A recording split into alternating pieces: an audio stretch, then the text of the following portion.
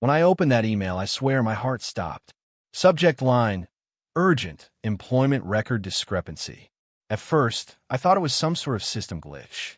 I've been with Falcon Dynamics for 35 years. I trained half the guys running the place. I was 5 days away from retirement. 5. I had already packed up my desk, the photo of my wife and I from our wedding day, my lucky coffee mug with the chip on the handle, even the small plaque my team gave me that said the backbone of Falcon. But when I clicked that email and read the contents, something inside me cracked. Dear Mr. Carson, we've discovered an inconsistency in your employment file related to your initial onboarding documentation. Please report to HR immediately for verification. Failure to comply will result in suspension pending investigation. Inconsistency? After 35 damn years? When I got to the HR office, 3 people were already waiting.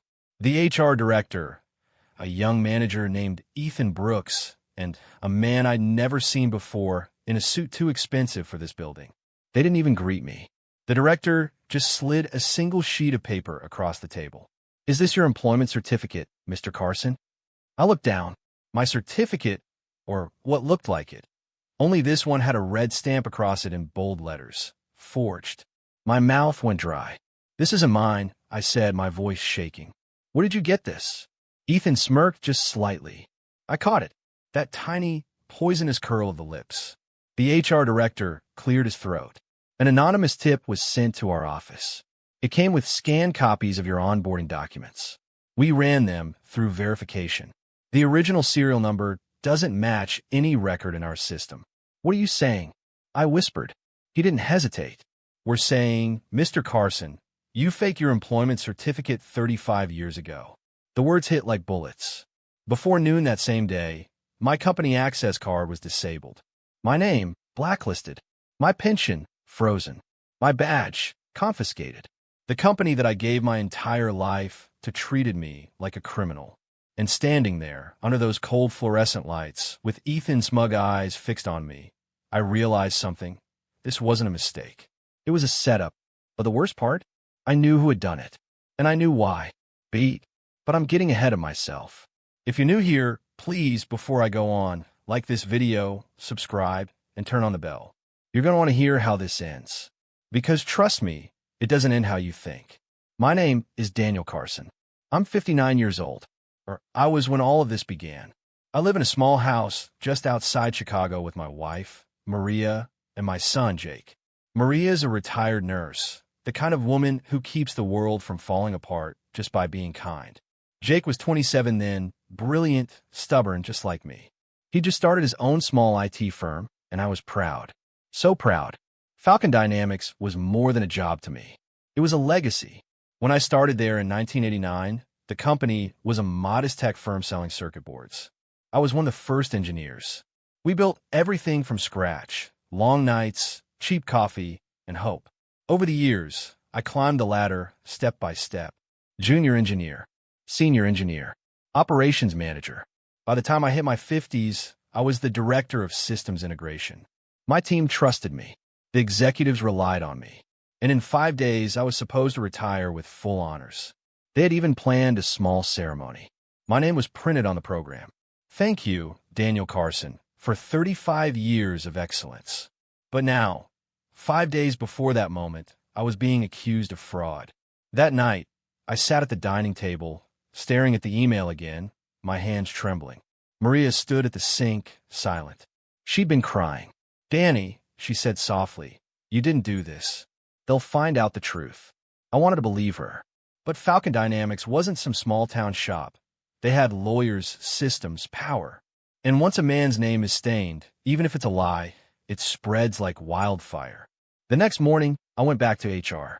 My friend, Liam, had worked there for over a decade. We'd shared beers, celebrated birthdays. He was like a brother to me. I found him alone in his office. Liam, you've seen my file before, I said. Tell them it's not forged. Tell them the documents were switched. He froze. His eyes darted to the door. Daniel, he whispered, please, just go. Don't talk about this here. Liam, what's going on? He swallowed hard, then said in a trembling voice, Ethan's got something on me. Something bad. I can't. He stopped, looked down, and that's when I knew. Ethan Brooks, that smug kid with the perfect hair and fake smile, had done this. He wanted my position, and he'd found a way to take it by destroying me. By noon, the notice came through, suspended pending investigation. That was the moment my world fell apart. My pension gone, my medical coverage cut off. Everything I worked for ripped away in one email. Days later, I sold my car, used the money to hire a lawyer.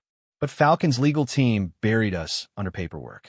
Fake witnesses, twisted evidence, every path to justice blocked.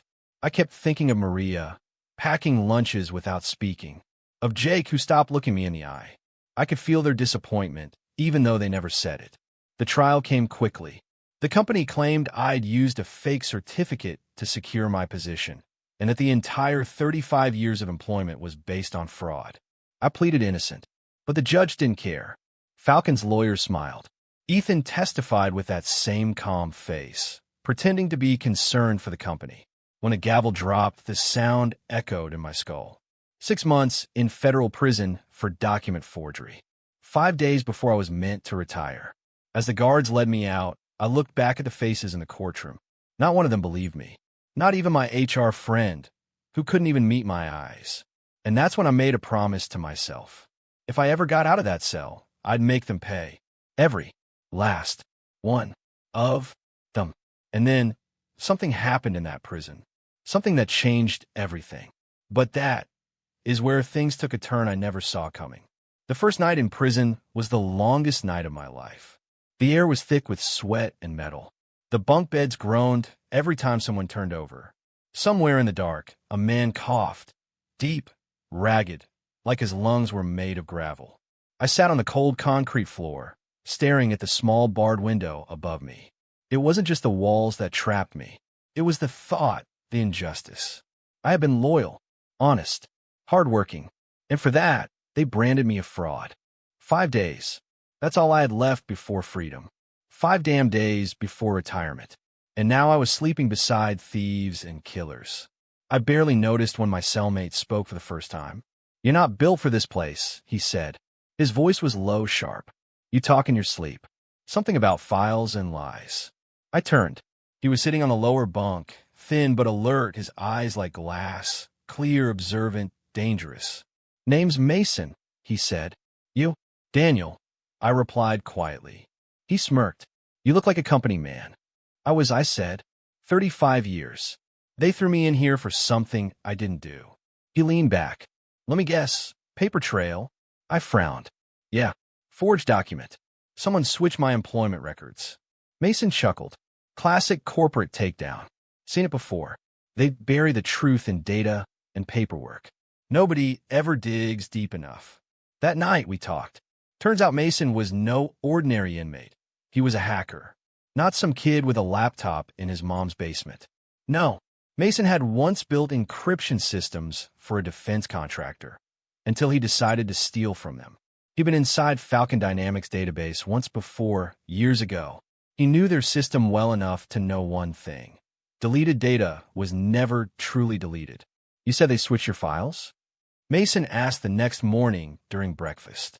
"If that's true, your real file's still somewhere. Probably hidden, not destroyed." I stared at him, my mind racing. "Even if it is, how would we get it?" He grinned. "You'd be surprised what I can do with a broken phone and a Wi-Fi signal." Days turned into weeks. I worked in the prison workshop by day, soldering old electronics. At night, Mason taught me things about metadata, email recovery, and how companies bury their secrets. He said Falcon Dynamics ran an internal archive server for compliance records.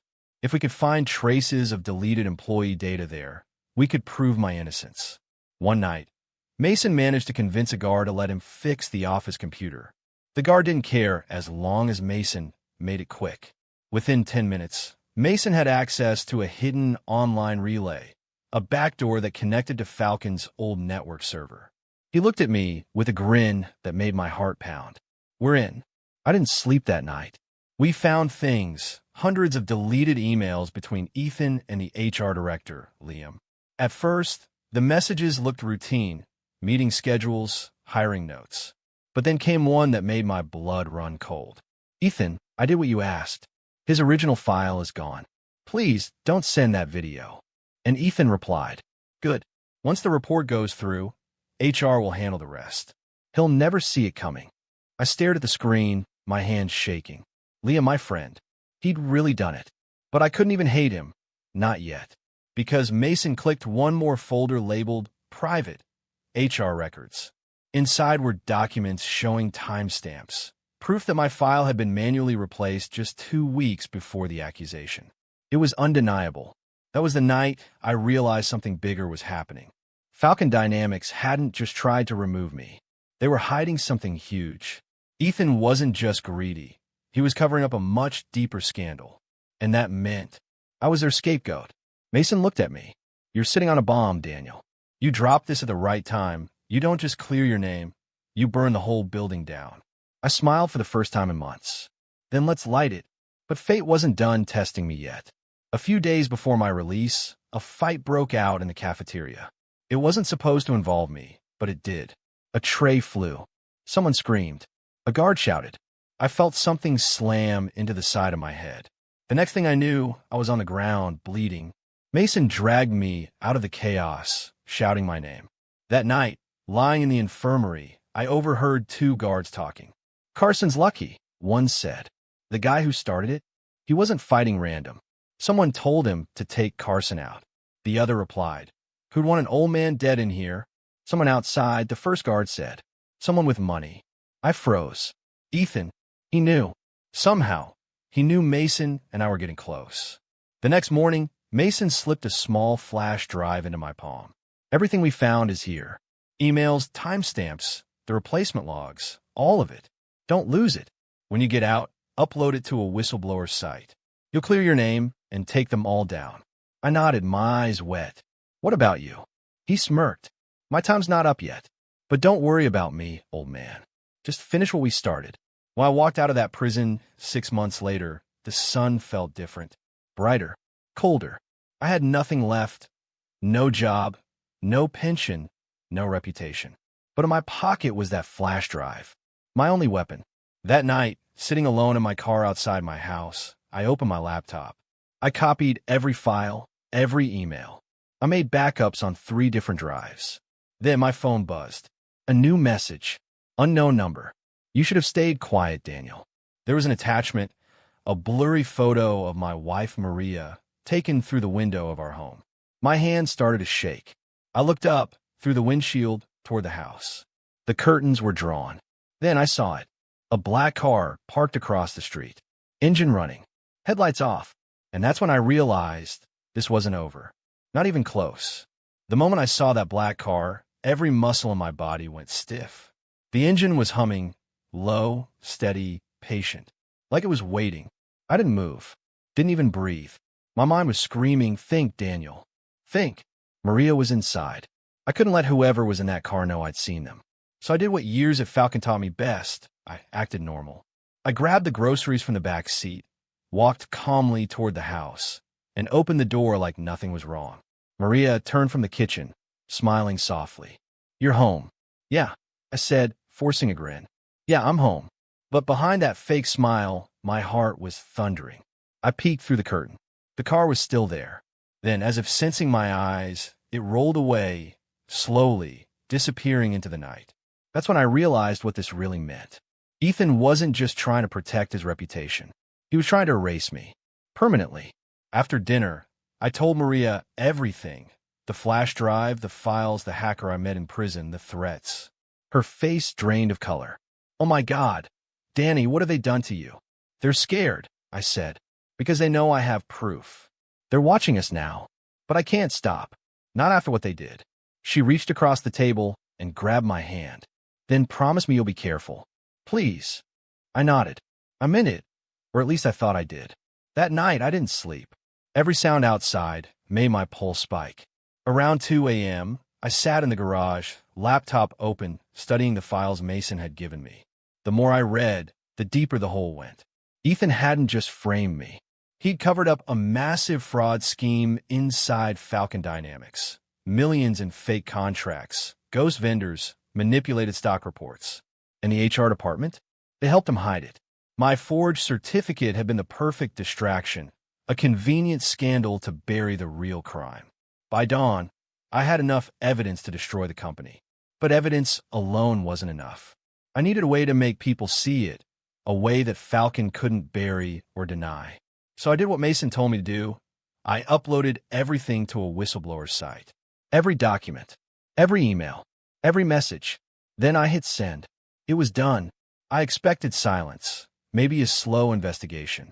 But what happened next was beyond anything I imagined. Within hours, the story exploded. News outlets ran headlines like, "Whistleblower leaks expose Falcon Dynamics fraud scandal." Reporters swarmed the company gates. Stock prices plummeted. Employees quit. And then the bombshell dropped. Ethan Brooks had been arrested for corporate fraud. For a moment, I couldn't breathe. It worked. It actually worked. Maria hugged me, tears streaming down her face.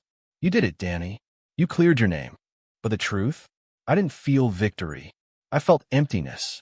35 years. Gone. My pension gone. My friendships destroyed. My name was finally clean, but my life had been burned down to ashes. That night, I stood outside Falcon Dynamics for the first time since the day they threw me out. The building loomed in silence. Windows dark. The company's name flickering on the sign. "You took my career," I whispered. "But I took your empire."